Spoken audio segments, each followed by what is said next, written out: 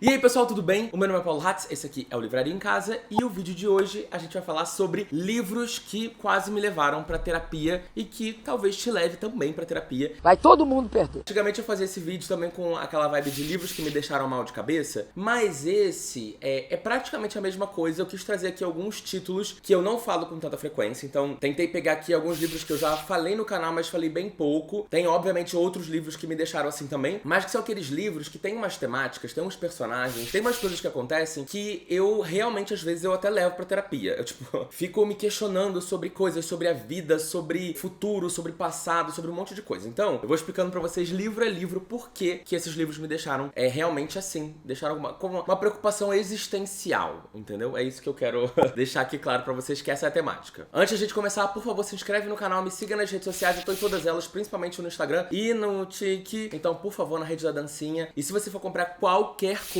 no site da Amazon, Esquilo, estante virtual, etc., por favor, usa um dos links do canal que estão aqui na descrição, deixa os links favoritados ou entra lá no nosso grupo do Telegram também, pra você aproveitar as melhores ofertas de livros e sempre ajudar o canal, que é uma forma muito, muito, muito importante. É a melhor forma, inclusive, que vocês podem ajudar o canal, é sempre usando o link pras compras que vocês fazem, independente se é de livro ou não, tá? Bom, vamos começar. O primeiro que eu coloquei aqui é um mais recente que eu acabei de fazer a leitura. Eu ainda não falei muito desse livro aqui no canal, vou falar, quero falar num vídeo de últimas leituras. A gente vai entrar em um pouco mais de detalhes sobre ele, então eu vou falar mais rapidamente aqui. E é o Cidade do Sol, do Khalid Hosseini. Esse é um livro que se passa no Afeganistão. É um livro que a gente fez leitura conjunta com o pessoal dos apoiadores, né? O clube de leitura que a gente tem. Se você, inclusive, quiser participar, a gente lê um livro todo mês. É só entrar aqui na descrição lá dos apoiadores pra você entender como é que faz pra participar do programa de apoiadores. E foi uma leitura, assim, incrível. Livro 5 estrelas favoritado. Um livro que marcou muito, pra mim, na minha leitura. Marcou muito como pessoa de entender um pouco mais a situação do Afeganistão, né? E esse é um livro que ele tem uma visão muito abrangente sobre as variadas pressões e influências que o Afeganistão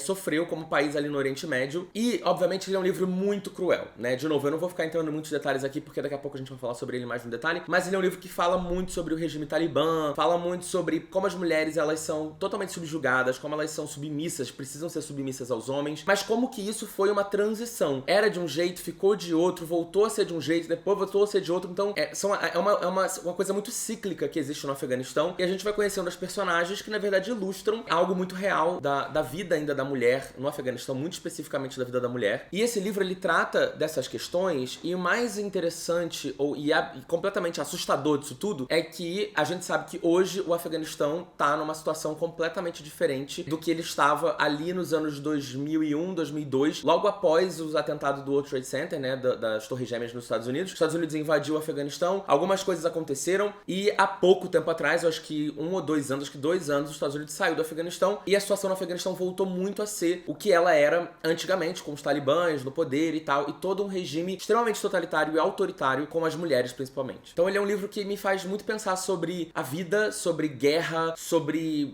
essas questões, principalmente religiosas, mas também questões que não são necessariamente religiosas, são questões sociais e que estão muito embrenhadas ali no Oriente Médio. Obviamente a gente também vê muitas coisas acontecendo e muitas opressões acontecendo no mundo inteiro, mas ali é uma questão muito pautada pelo Estado também. Então assim, muito pesado, muito triste e muito sofrido mais ainda de pensar que o pior do livro, o momento mais crítico do livro, mais grave do livro, voltou a acontecer no Afeganistão há pouco tempo atrás e está de novo acontecendo. Então é um livro bem pesado que te leva para terapia. Outro livro que eu coloquei ali também tem sol no nome, não foi proposital aquelas que...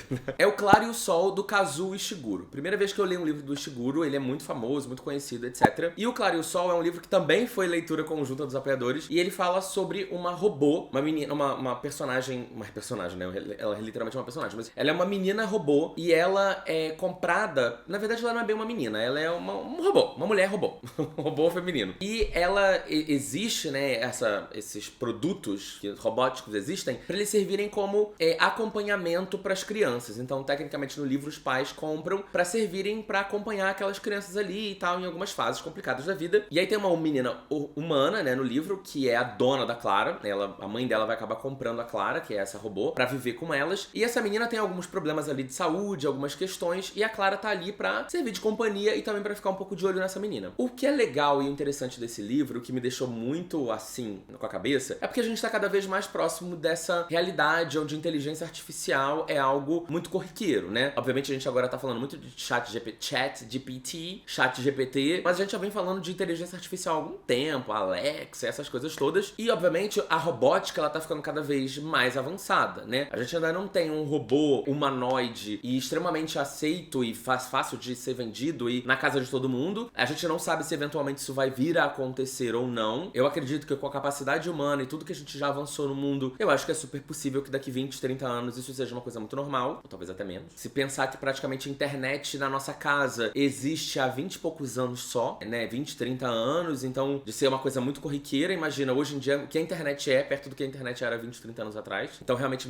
fico com isso na cabeça. Então já é um tema muito de você ficar refletindo sobre e tal. Mas esse livro, ele não tem esse enfoque, essa pegada pesada de os robôs vão substituir os seres humanos, de que o robô vão matar os seres humanos. Não é sobre isso. Mas o livro, ele dá, no final dele ali, ele te deixa muito com uma preocupação em relação à robótica, que é uma preocupação verdadeira, né? A inteligência artificial, ela vai se tornando tão madura, tão complexa e tão completa que chega um momento que esses robôs, eles começam a ter uma consciência pessoal, né? Eles começam a ter sentimentos, eles começam a ficar felizes, sofrer, a ter dúvidas, a ter ansiedade, etc. E o robô, no caso a Clara, ela tá ali como companhia pra essa menina enquanto ela é criança, adolescente. Depois essa menina cresce, né? E aí o robô, ele não é uma pessoa da família, tecnicamente, né? Bem dizendo. Talvez, se fosse hoje na nossa família, a gente fosse lidar com esse robô como se ele fosse uma pessoa da nossa família. Mas no livro, não. E talvez não necessariamente isso vá acontecer na vida real também. Então é muito interessante você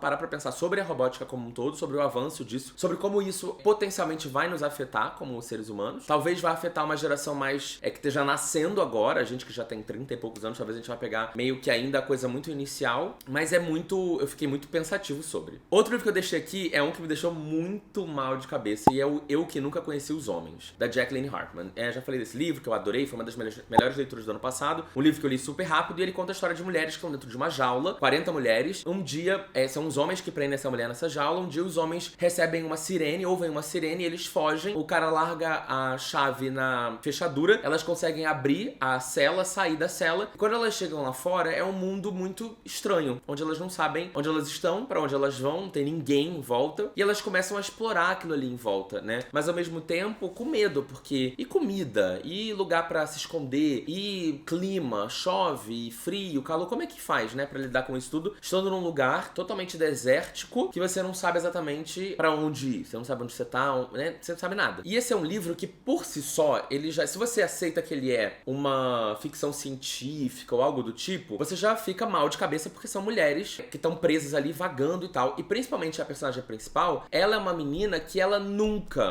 lembra como era a vida dela fora da jaula. Ela entrou naquela jaula tão pequena que ela cresceu ali dentro. Então ela não sabe exatamente como que é o mundo, o que é o mundo, ela não conheceu as coisas, ela não sabe nada sobre nada, ela sabe o que as mulheres contam pra ela. E aí elas vão começar a explorar aquele lugar e vivenciar aquilo. E obviamente, como toda ficção científica, os livros, eles são todas essas coisas muito tecnológicas ou muito avançadas ou muito loucas que a gente vê nesses livros, eles são alegorias de coisas que são vistas na nossa prática, né, no nosso dia a dia. Então assim, é um livro que ele te deixa muito pensativo e preocupado sobre o que vai acontecer com essas mulheres, pra onde elas vão. Ao mesmo tempo, você se coloca muito no lugar dessa personagem principal, porque ela não sabe nada sobre nada, ela tá aprendendo tudo ainda. E obviamente ele vai aos poucos, e eu não vou dar spoiler pra você, mas ao tempo que ele vai acontecendo, você começa a refletir sobre a relação entre as mulheres, né? De amizade, de companheirismo, amorosa. Acontecem muitas coisas entre essas mulheres, é muito interessante o que elas vão descobrindo, o que elas vão vivenciando entre elas. É um livro muito foda, mas ao mesmo tempo é um livro muito, muito, muito cruel. Muito cruel. Então você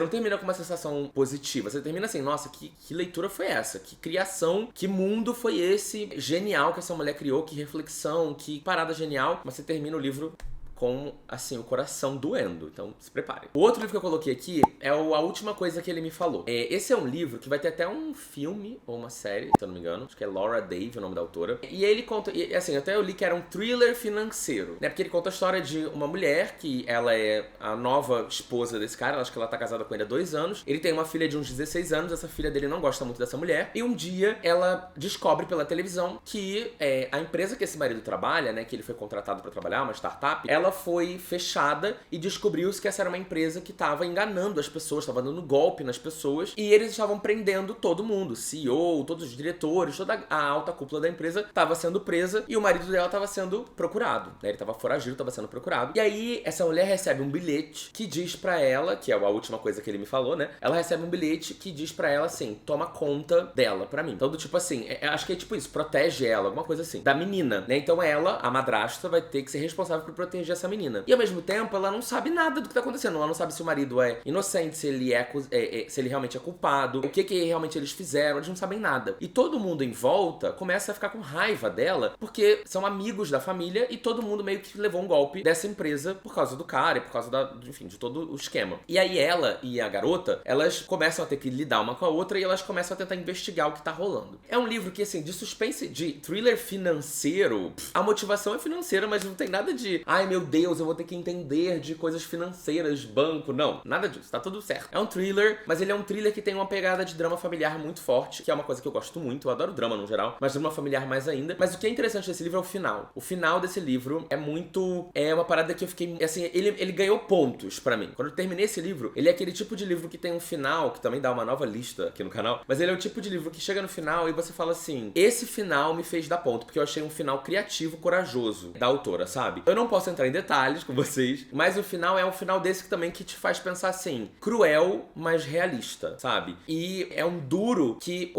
a pessoa que tá lendo, ela não espera isso, né? Ela espera que vai acontecer uma outra coisa, uma outra parada, e o autor vai lá e fala, não, você não veio aqui, você veio aqui pra se distrair, o problema é seu, mas você vai ter uma choque de realidade, uma parada cruel no final do livro. Nem tudo é justo, nem tudo é do jeito que é pra ser. Aí no outro dia eu tava vendo um TikTok que a menina falava sobre isso, né? Uma terapeuta ou uma psiquiatra, não lembro. Ela falava, o mundo não é justo, a vida não é justa. E a gente precisa parar de lidar com a vida como se tudo que for acontecer é por uma causa e uma razão. E ela fala, cara, não, vai ter gente que vai ser muito boa e que só vai se fuder na vida. Vai ter gente que vai ser muito escrota e que vai se dar muito bem na vida. E se a gente parar, começar a não romantizar a justiça de uma forma que a gente... Porque isso tudo é uma válvula de escape. Onde a gente começa a construir uma coisa na nossa cabeça pra fugir da realidade. E aí, às vezes, a realidade bate na porta e fala, oi, não interessa que você é uma boa pessoa, que você é um bom marido, que você é uma boa mulher, que você é uma boa filha, que você é um bom profissional, um bom funcionário, você vai se fuder também, tá?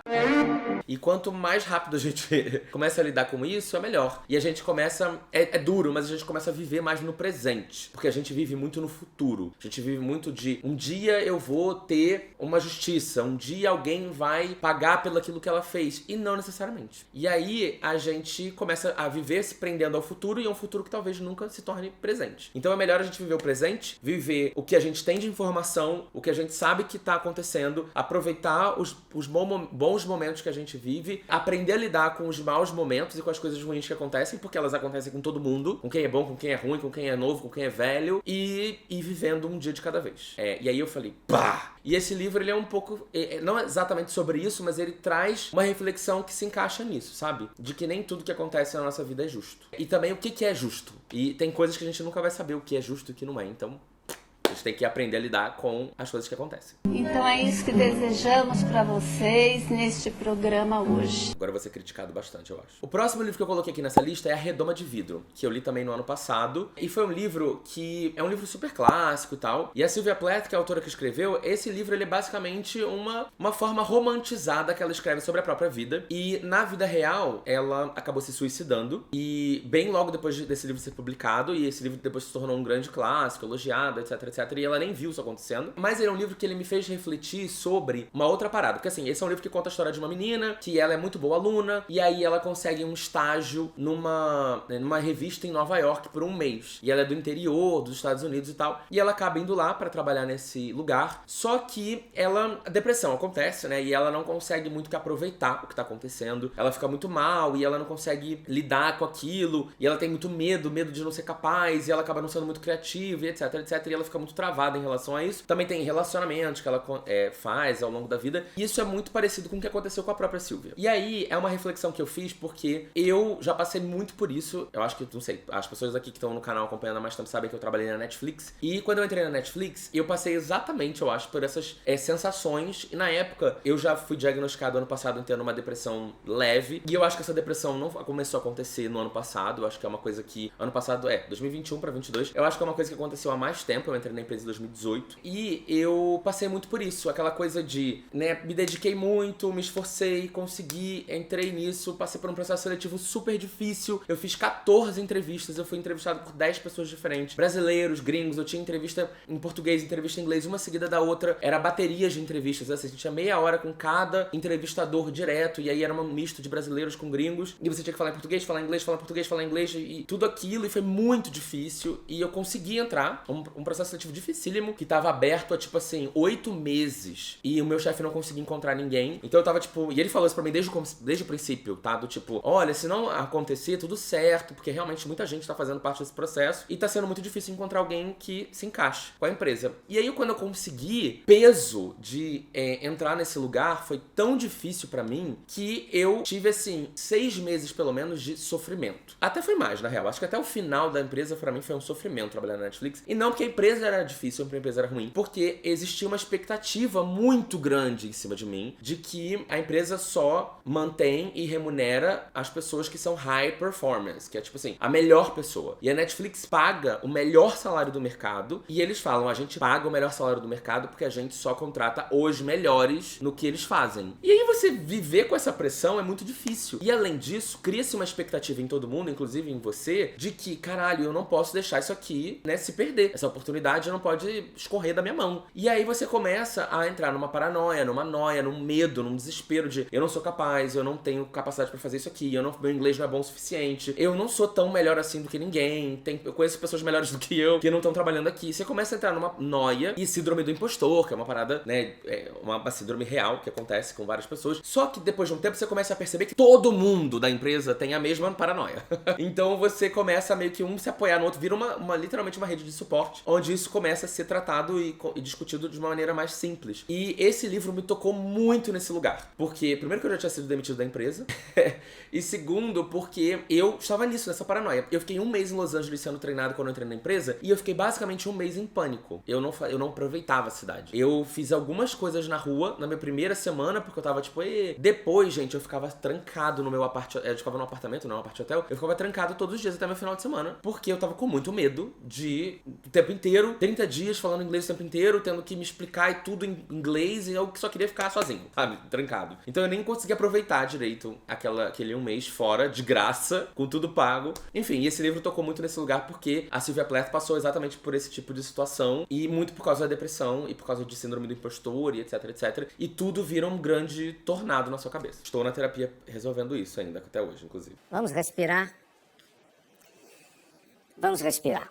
Muito bem. Outro livro que eu coloquei aqui é a Madame Xanadu. Madame Xanadu é do Aureliano, é um livro nacional, que fala sobre... basicamente, ele fala sobre uma drag queen. E aí, entendendo o livro, e pensando e lendo o livro direito, você entende que essa drag queen, na verdade, ela é uma persona que foi assumida por esse protagonista porque ele passou por uma situação muito ruim. Ele perdeu um namorado, que era um cara que ele amava, o cara morreu. E essa persona, essa drag queen, ela meio que se apoderou dele como uma forma dele de lidar com o que estava acontecendo. E esse livro é muito foda. É assim, quando eu comecei a ler o livro, eu tava meio tipo, conte-me mais. Que história é essa? Quando o livro acaba, tudo se conecta, sabe? Porque o livro, ele é como se fosse um círculo. Ele começa pelo final, e aí você vai entendendo o que tá acontecendo, e ele acaba exatamente como ele começa. E é até legal você começar de novo o livro pra você encaixar a cena, sabe? Toda, perfeita. Então assim, genial. A cabeça do Aureliano foi genial criando esse livro. E eu acho que esse livro, ele conta a história exatamente de como, às vezes, a gente não sabe lidar com o luto. E eu tenho muito medo sobre esse assunto, porque os meus lutos foram pequenos,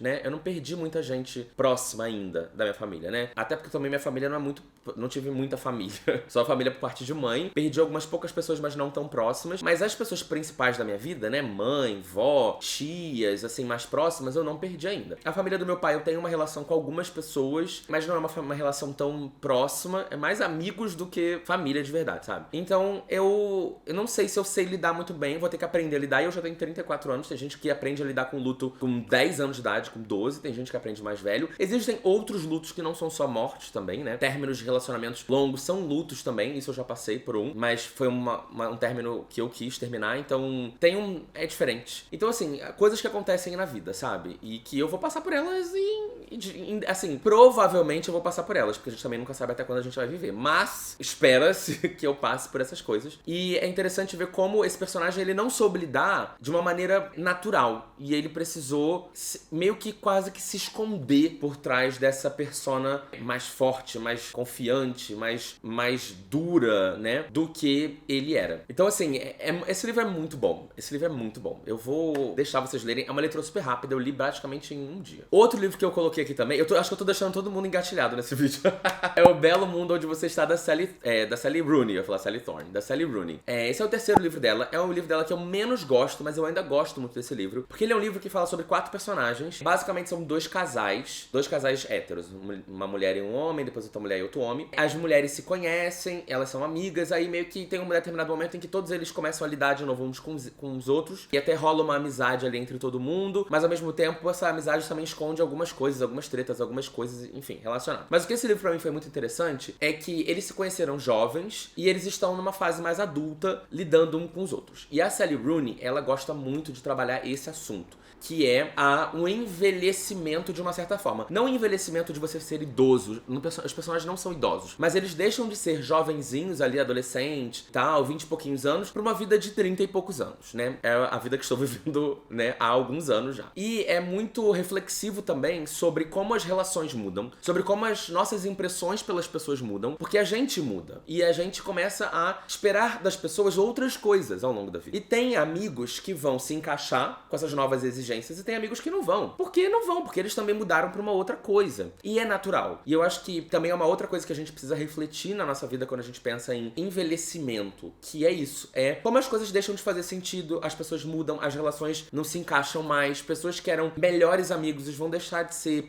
relacionamentos amorosos que eram muito próximos vão deixar de ser, e não necessariamente por causa de sexo, química ou qualquer coisa do tipo, mas porque a gente vai mudando. Evoluindo é uma palavra importante de se usar, e eu espero que a gente vá evoluindo, mas às vezes a gente não vai evoluir, a gente só vai mudar, né? E certas coisas às vezes não encaixam mais na nossa vida, né? Pessoas não encaixam mais na nossa vida. Fora que esse livro, ele me levou também pra um lugar que é uma reflexão que eu tenho feito muito hoje em dia. Reflexão muito difícil, que é tipo assim, me imaginar idoso. E aí quando a gente começa a pensar sobre ser idoso, a gente pensa muito assim, mas eu vou, sei lá, minha pele não vai ser mais igual, meu cabelo não vai ser mais igual, minha disposição não vai ser mais igual, doença, morrer, não sei o que, a gente começa a pensar em umas paradas assim. Mas o que eu penso hoje em dia na minha cabeça, que eu tenho refletido muito, não é sobre isso. É sobre a gente ter 60, 70 anos de idade e a gente relembrar esse momento, o agora. Vamos supor, 2023. O momento que a gente tá vivendo agora. E quando a gente tiver 60, 70 anos, provavelmente a nossa vida vai ser tão longe disso, a gente não vai ter mais as pessoas que a gente tem hoje, sabe? Os nossos amigos, às vezes as pessoas já não vão estar mais vivas, ou já não vão estar mais próximas, vão estar morando em outro lugar, ou a gente vai ter perdido uma conexão. Essa realidade que eu vivo hoje, estando aqui nesse escritório, gravando esse vídeo, vai ser uma coisa do passado. E eu espero que eu lembre desses momentos de uma maneira feliz e, nossa, que bom, vivi aquelas. Esse viveu, sabe? É isso que eu quero pensar. Mas ao mesmo tempo, eu espero que eu não pense nisso de uma maneira tão saudosista, sabe? Tão nostálgica que me faça mal, que faça mal pra gente. Porque é foda, né? Você teve uma vida tão legal que quando... Espera-se, né? Espero que a gente tenha uma vida tão legal. Que quando a gente lembra desses momentos, a gente fica um pouco tipo, isso nunca mais vai voltar, a gente nunca mais vai estar naquele lugar, com aquelas pessoas, com aquela cara, com aquela disposição, com aquela saúde, com a vida toda ainda pela frente, com tantas possibilidades, com tantos planos. Tô afundando todo mundo nesse vídeo, né? Pois é, mas eu espero que vocês estejam gostando também e entrando nessa paranoia comigo, tá? Juntos. Porque vai acontecer, a não ser que a gente morra antes, que aí é outra paranoia. Quando o mundo anda pesado demais, é bom a gente encher ele de cor.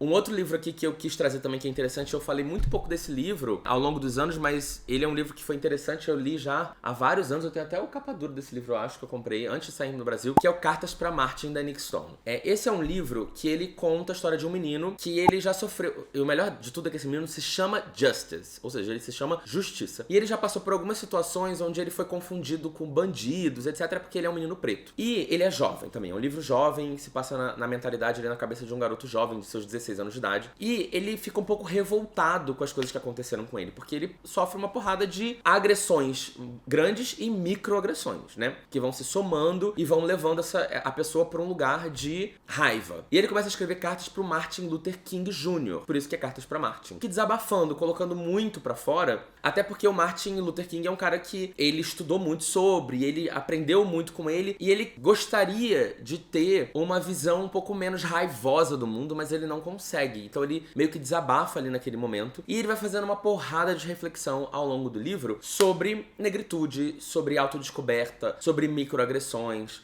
sobre oportunidade, sobre várias coisas. E o que é foda desse livro, entender como a cabeça de um menino ou uma menina, enfim, de um adolescente preto passa por uma série de processos que a gente que é branco nunca vai passar, principalmente quando a gente é adolescente, que é uma fase da nossa vida tão confusa, né? Que a gente ainda tá se descobrindo como ser humano. E aí, você não tá só se descobrindo como ser humano, mas você também tá se descobrindo como ser humano preto. E o que isso impacta na sua vida? Que é muito maior do que na minha vida como pessoa branca. Então, é um livro muito interessante, muito reflexivo. Eu sempre falei disso, pra mim, o único defeito desse livro é que ele tem, tipo, 200 e poucas páginas. Eu queria que a Nick tivesse se aprofundado mais e tivesse escrito pelo menos mais umas 100 páginas nele, tivesse umas 300 e pouca, pra gente entender todos os problemas que vão acontecendo no livro com uma profundidade maior. Porque acontece muita coisa em poucas páginas, entendeu? Então eu queria que fosse um pouco maior pra gente ter mais profundidade, mais dinamismo, dinamismo que eu digo assim, mais ver o problema de uma maneira menos 2D, aquelas, e mais 3D, sabe? Tipo, ver o problema de vários prismas diferentes, de uma forma mais complexa, mais completa. Então pra mim esse é um único ponto que eu tirei uma estrelinha do livro por causa disso, mas ele é um livro muito legal, que, por exemplo, O Avesso da Pele é um livro que eu falei recentemente, e ele fala muito sobre isso, mas ele fala sobre essa autodescoberta, mas é um pouco rápido, e depois ele vai entrando em outras questões da vida adulta de uma pessoa preta, e o Cartas pra Marte, ele é muito mais focado o livro inteiro, nesse período da vida de adolescência do personagem. E por último, eu resolvi fechar com O Grande Gatsby, de F. Scott Fitzgerald. Esse é um livro que eu acho muito legal, muito gostoso de ler, achei muito legal. É um livro que eu já tinha visto o filme antes, mas há muito tempo atrás, e aí li o livro e aí depois revi o filme. E eu adoro essa história, acho muito interessante, porque ele conta a história de um cara nos anos 20, ali nos Estados Unidos, um cara que ele tá ali, né, batalhando, querendo crescer, querendo acontecer e tal. Aí ele se muda pra um lugar que eu já não me lembro mais aonde que é, mas é ali perto de Nova York, se eu não me engano, mas ali meio que, não Nova York, Manhattan, mas ali por perto. E ele acaba conhecendo um vizinho, que é o Gatsby, que o vizinho dá festas maravilhosas, é uma coisa gigantesca, milionário, rico e tal, lá. Tá em todas as notas e socialites, e ele tá em todas as notas sociais, é uma coisa prestigiada, ele tá nos jornais, nas revistas. E ele não, ele tem uma vida meio simples, assim, né? Mas ele vê a casa do cara, né, enorme e tal, e ele tem esse paralelo um pouco com a vida dele, até que aos poucos ele vai conhecendo o Gatsby e um pouco da rotina, da casa, da vida, etc. O que esse livro me deixou bem com uma reflexão sobre é que eu acho assim, definitivamente ter dinheiro impacta muito na nossa saúde mental, porque um dos grandes problemas que o capitalismo trouxe pra nossa vida cotidiana é o medo de ter menos dinheiro, o medo de não ter o que comer, o medo de não ter onde morar, o medo de regredir, né? Porque às vezes a gente vai progredindo na vida, né? A gente já não mora mais num lugar assim, a gente vai morar num lugar assim, aí daqui a pouco a gente vai morar sozinho. E a gente começa, ao invés de ser uma coisa boa, a gente começa a ter medo. Medo de voltar pra trás, né? Medo de voltar a morar com a família, medo de voltar, sei lá, num lugar pobre, num lugar muito humilde, num lugar com pouca infraestrutura. A gente começa mesmo quando, principalmente eu acho pra galera que veio da pobreza, pra galera que nasce com dinheiro, eu acho que esse medo não existe tanto, mas eu vim desse lugar, né, eu vim de pobre, né, eu acho que muita gente não sabe disso, até meu amigo comentou agora que eu estava no Lola, ele falou assim, nossa, porque eu falei que eu pegava trem, metrô, ônibus pra chegar no meu trabalho, e aí meu amigo falou, nossa, eu não sabia que você teve uma vida assim que não tão de Mauricinho, sabe, você já teve uma vida de plebe. Eu falei, gata, eu tive por muitos anos, hoje,